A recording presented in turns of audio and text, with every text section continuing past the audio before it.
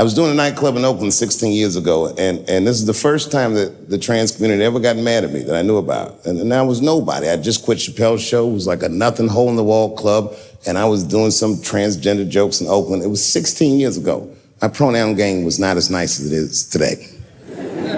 I went too far. I said things like tranny and shit. I didn't know these words were bad, and a woman stood up and just gave me the business, started screaming at me, and I'm sure it was a woman, but she kept calling me transphobic and all this shit. I'd never even heard these words before. It's really weird. I didn't trip. I just gave security the look like, you know, get that bitch out of here. And I kept it moving. And then she went to the press, and the next day, one of the gay papers wrote all the same things she had said to me about me in the paper. Misquoted the jokes and was calling me transphobic. And again, all these words, I'd never heard them before, but every time that I talked with anybody from that community since, they always repeat the talking points from that article. My least favorite of which being, and I hate this phrase, they say I was punching down on them. Punching down. The fuck does that mean? Now fast forward, it's 2019. I'm in a restaurant in Ohio, a very nice restaurant. It's Thanksgiving week. And to be honest, it's not a very nice restaurant, but it's a nice restaurant if you're a white person from Ohio that's never been anywhere before. Picture Chili's.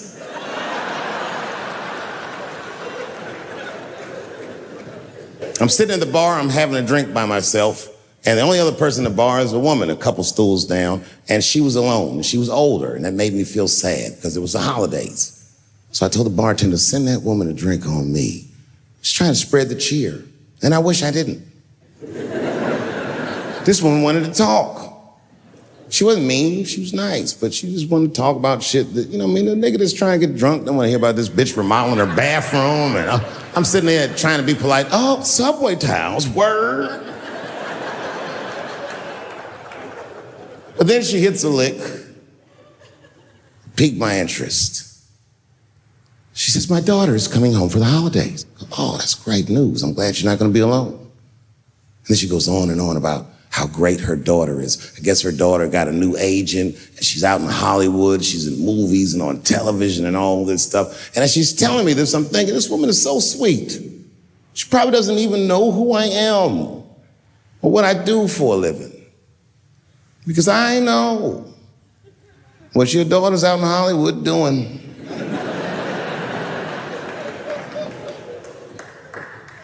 And then she goes, would you like to see her picture? Oh, now I don't want to see this woman's picture, but what am I going to do? I go, okay, yeah, sure, I'd love to see the picture. And I grab the picture, and this is all I say. This is all I say. Oh, she's very beautiful. And as she puts the picture away, she looks mean all of a sudden, like she caught me in some kind of trap. What does that face mean? And then she goes, she's transgender. And I think to myself, oh, this bitch does know who I am.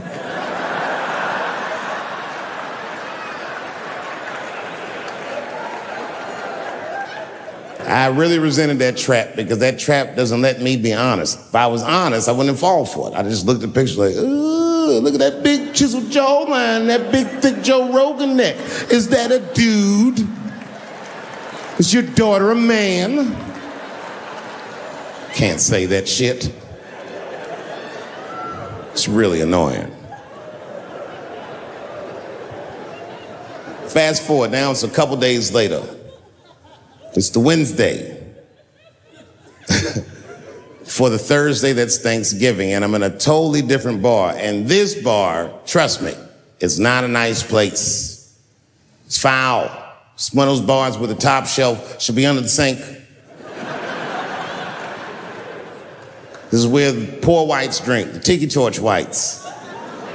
You know what I mean? Them white people, they believe in Q and they love Trump. You know what I mean? Like Michigan white people.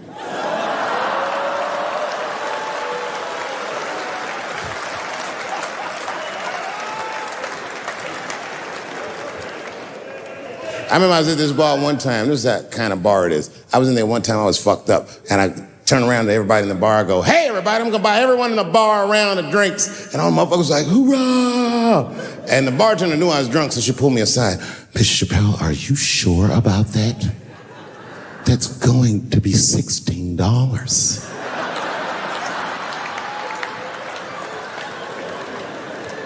Tough time for the whites.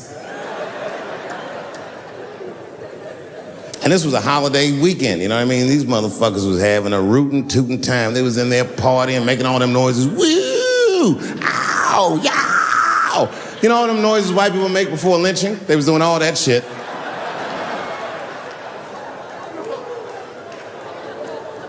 I was drunk.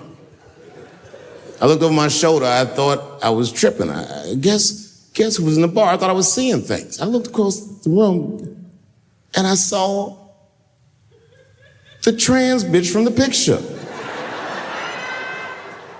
I couldn't believe it. I said, what is a trans person doing in a place like this? This is very dangerous behavior. And she was with two big, buff, gay black dudes. I didn't know these dudes, but I know they was gay. If they had a dick in their mouth, they wouldn't look any gayer than they did just sitting there. They had 1980s gay face. You know what that is? Remember in the 80s when gay people looked surprised all the time?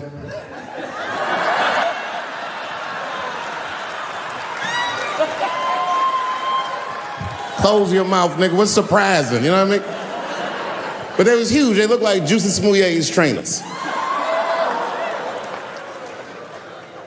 And I'm thinking, man, these motherfuckers in a line of trouble. So what I do is I stand up, and everybody in the bar likes me, so I make a big show of it to make sure that everyone can hear me. I walk right up to her, and I go, hey, I just met your mother the other night, and she told me all the great things you're doing in Hollywood, and I cannot believe that someone from a podunk place like this can achieve all that. I'm so proud of you. Welcome home. And the whole bar said, hoorah. And I said, whoosh. That ought to buy her some time. You know what I mean? A couple more drinks and these fellas are gonna start asking her for some pussy she might not have.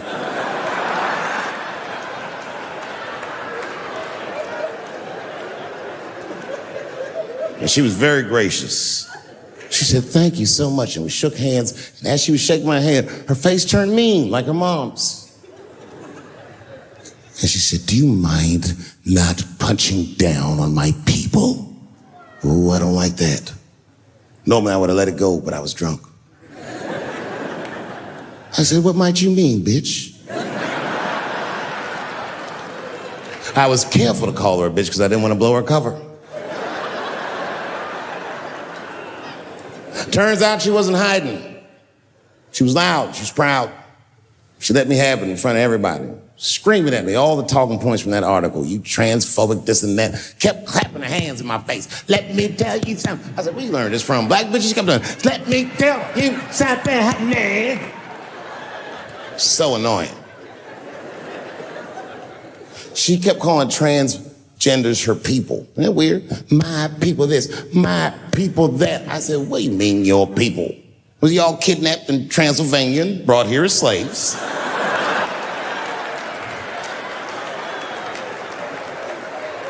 She said, my people have struggled for decades, honey. Decades. And I looked at them gay black dudes like, is there anything you niggas need to tell this bitch? Clifford.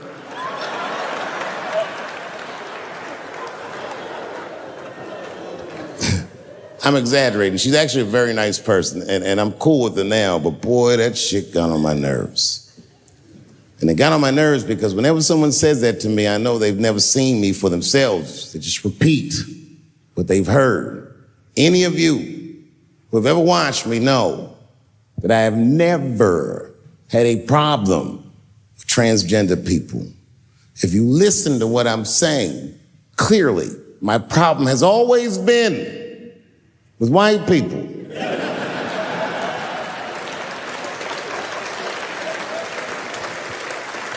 I have been arguing with the whites my entire career.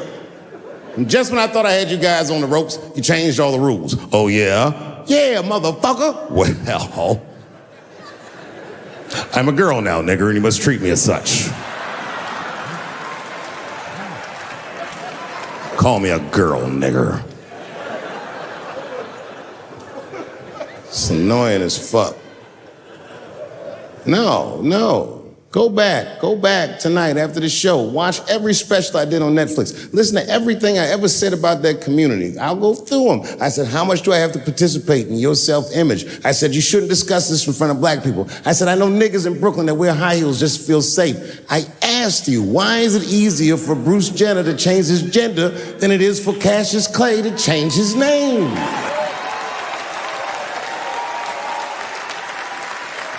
If you listen to what I'm saying, I'm not even talking about them, I'm talking about us, and they don't listen. It's very annoying.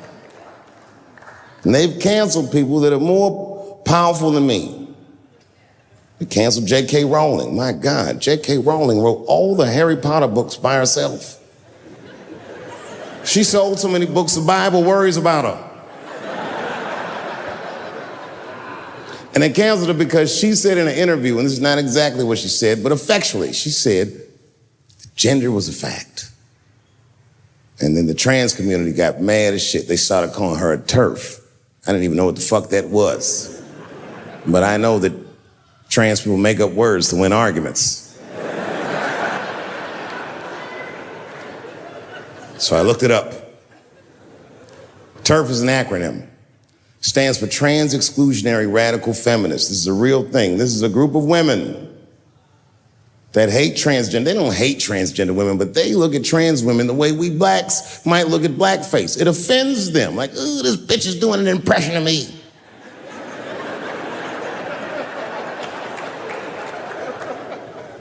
Now, I shouldn't speak on this because I am not a woman, nor am I a trans. But as we've established, I am a feminist. That's right.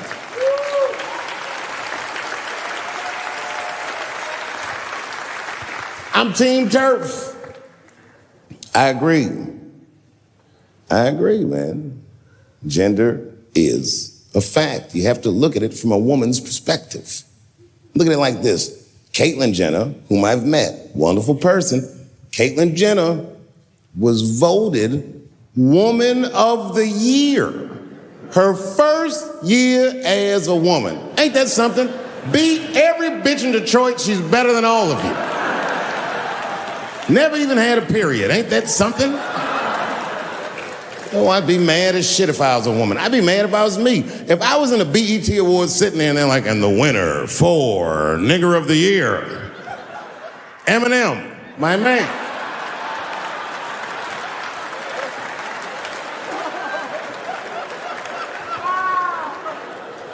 Gender is a fact. This is a fact. Every human being in this room, every human being on earth had to pass through the legs of a woman to be on earth. That is a fact. Now, I am not saying that to say that trans women aren't women. I am just saying that those pussies that they got, you know what I mean?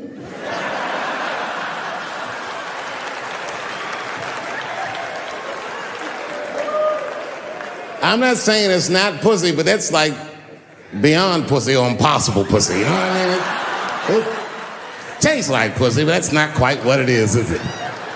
It's not blood, that's beet juice.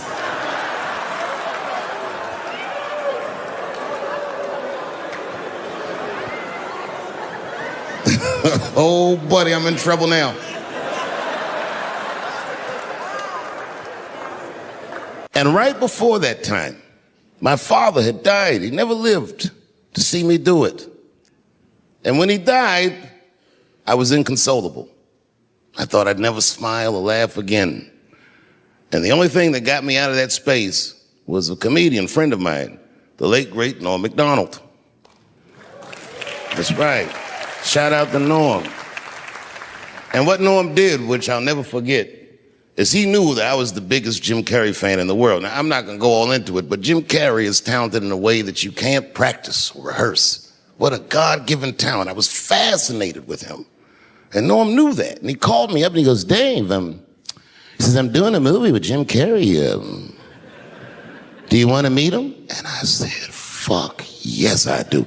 And it was the first time I could remember since my father died being excited.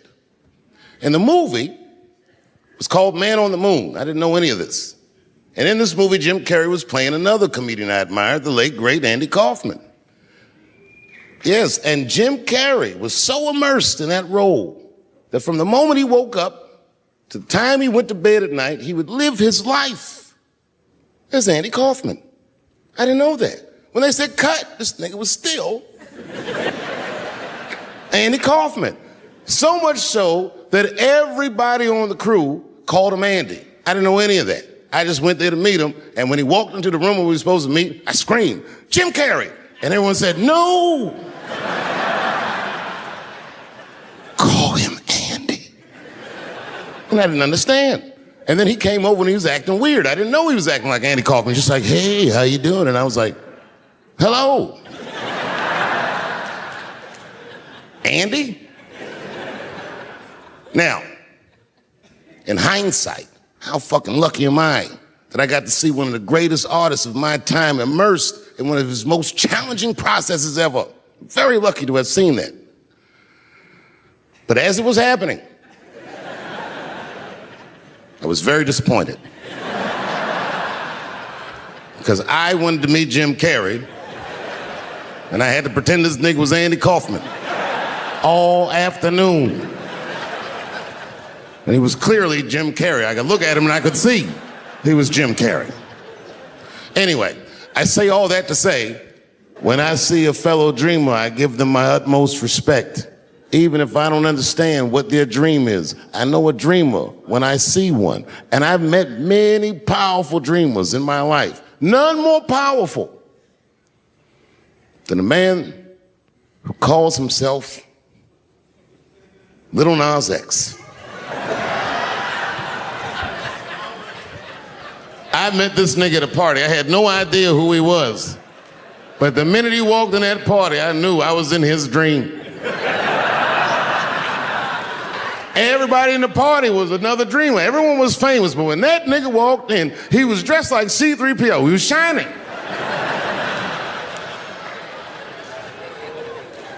And everyone was like, oh my God, there he is. That's Little Nas X. I didn't know who he was. And for some reason, out of all them dreamers, he walked right up to me. And he said, I tried to get you in my video. I didn't know what the fuck he was talking about. I said, what? I said, what? What video? And he just looked at me like, you know what video, and walked away.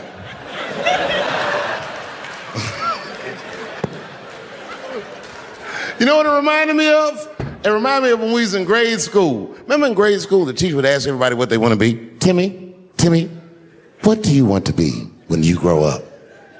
And Timmy acted like he had an idea. He'd stand up, he'd say, I want to be a fireman. And the teacher would say, Timmy, that is a beautiful dream. But Timmy didn't mean it. Timmy said he wanted to be a fireman because deep down, Timmy's attracted to fire. And by the time he's 14 years old, this nigga's a full-blown pyromaniac, playing with kerosene and matches like a goddamn expert. And then one night he goes downtown with his buddies, fucking around with fire, and burns a warehouse down. And he doesn't know it, but there's 13 migrant workers from El Salvador, and they're in that motherfucker. They get trapped, and then they die in the fire. Isn't that a tragedy? It was an accident. He's only 14 years old, but he's black. So they try him as an adult. And Timmy ends up spending the rest of his life in jail. Dream deferred. Burp, burp.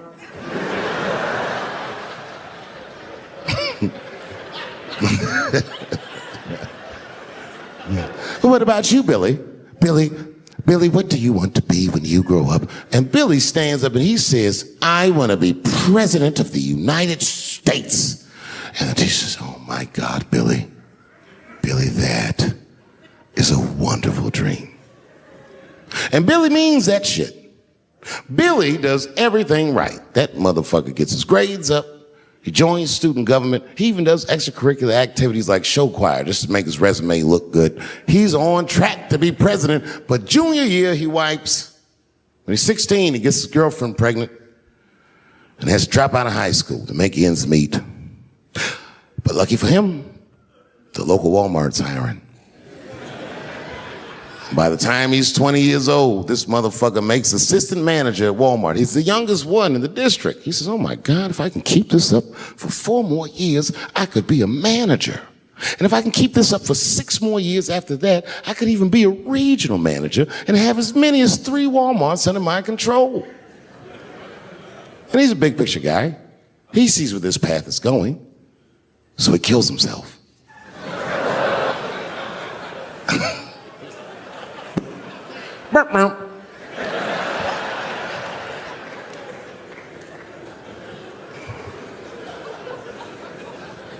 Well, what about you?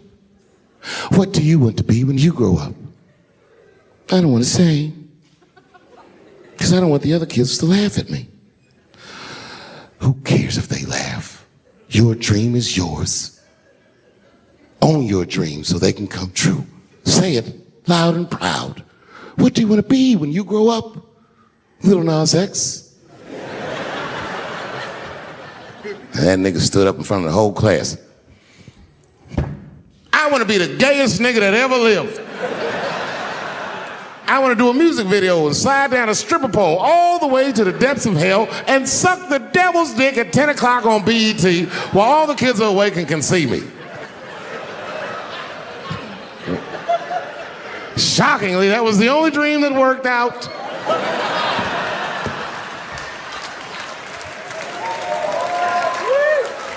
That's why I'm here tonight in the city where I built the dreams that I live, because I wanted to tell you all that they came true. And I wanted to thank you all for making the man that I am today.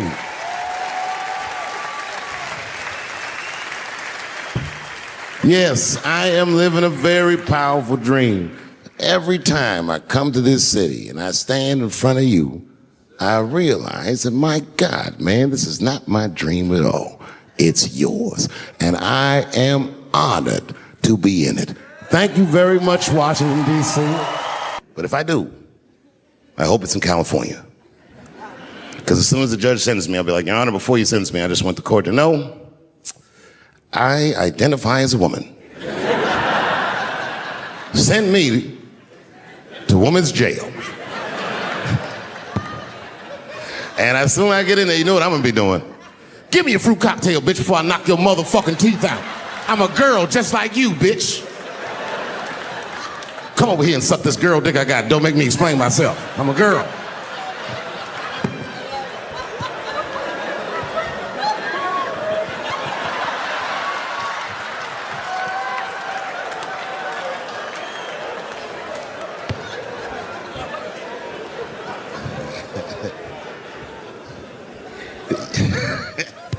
Speaking of nigger, I've also been working on a book, and this is true.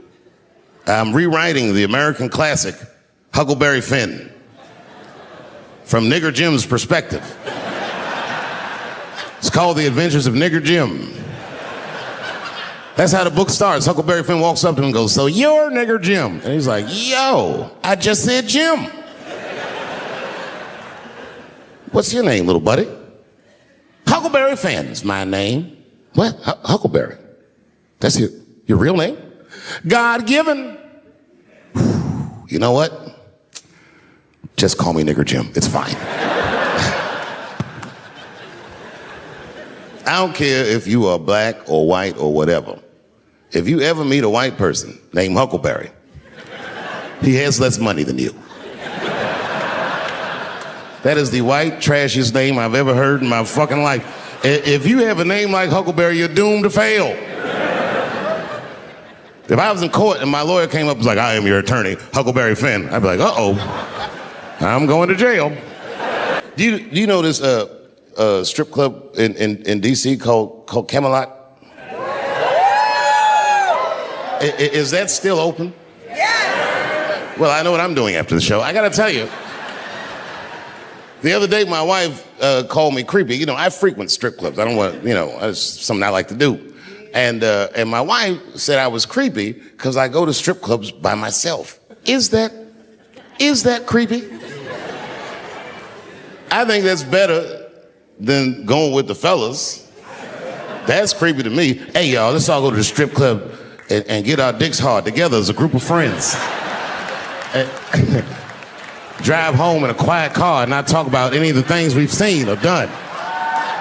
No, nigga, I go by myself.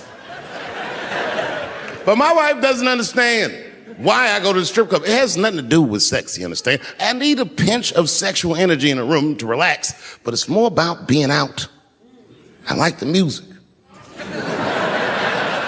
A few naked chicks in there, it just makes me feel good, but I'm not trying to like socialize or meet anybody. You know, sometimes I go to the strip club and I bring a book. I do, and I sit right by the stage because the reading light is better.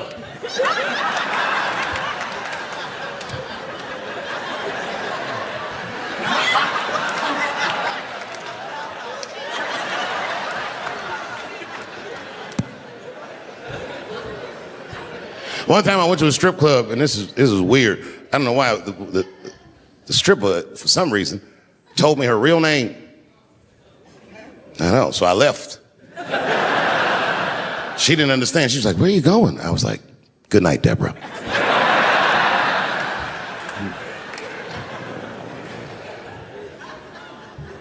God bless her, but my wife is mistaken about my life.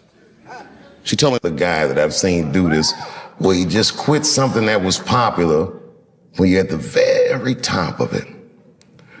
Lucky for me, when I quit, I went to Africa, so there was a media storm that I didn't hear. By the time I got back, everyone was just looking at me crazy. That was a very difficult decision to make. The entire world told me I was crazy, but I was sure I was being true to myself and to something that I learned at Ellington.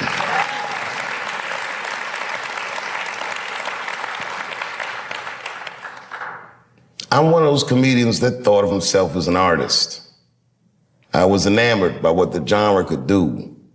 It was like the pictures that I could paint with words and the way I could engage with audiences. I understood as it was happening. I was very lucky to be able to do this. And I protected that. And I knew that if I took the money, they would expect me to behave differently. And I wasn't willing to accept that. So I quit. And when I quit, it was a very difficult time in my life that I'll spare you the details, but man, fuck show business. It was tough.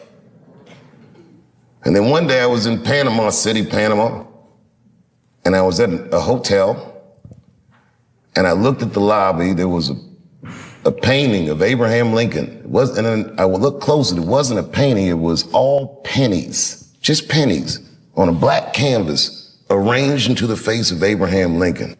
And I asked the guy, I said, "How much is that painting worth?" He said, $600,000, sir. And I looked at the pennies that made up the painting, and I was like, that's like $300 worth of pennies.